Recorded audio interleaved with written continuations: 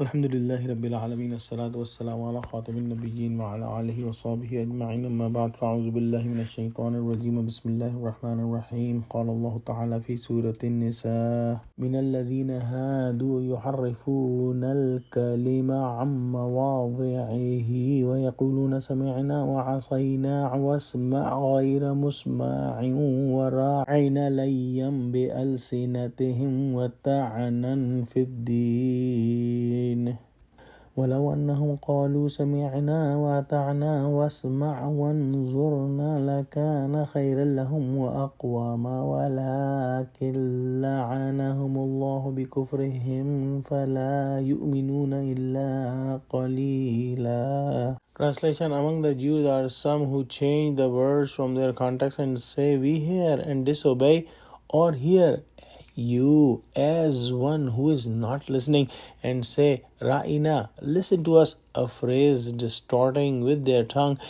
and defame the religion. If they had said, we hear and we obey, Unzurna, listen to us and look at us with understanding, it would have been better for them and more proper upright. Allah has cursed them for their disbelief, so they will not believe except few of them. We have studied this topic in Surah Baqarah, and again Allah subhanahu wa ta'ala is mentioning the tricks of the Jews and their dishonesty.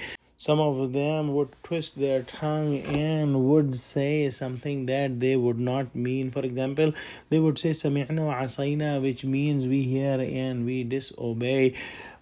However, they showed that they are saying Sami'na wa ata'na, meaning we listen and we obey. But they would twist their tongues and say Asayna instead of Ata'na.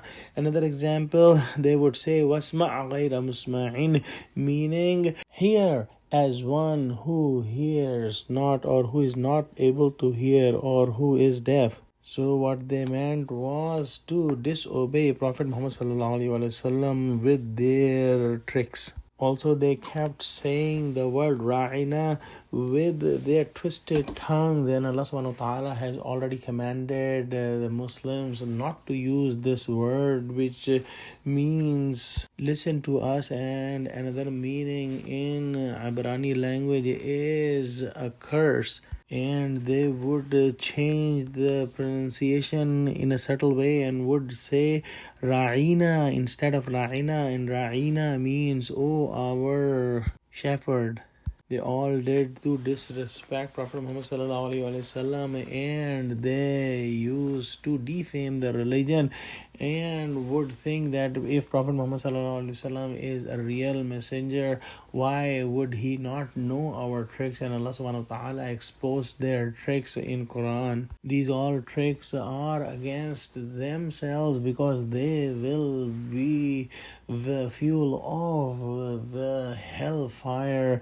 If they would have not twisted their tongue, then would have said Sami'na wa ta'ana, meaning that we hear and we obey, and would use the word Unzurna as Allah subhanahu wa ta'ala commanded Muslims to say, and would just say hear us without whispering, one who hears not. It would have been much better for them and would have been very straight and straightforward talk.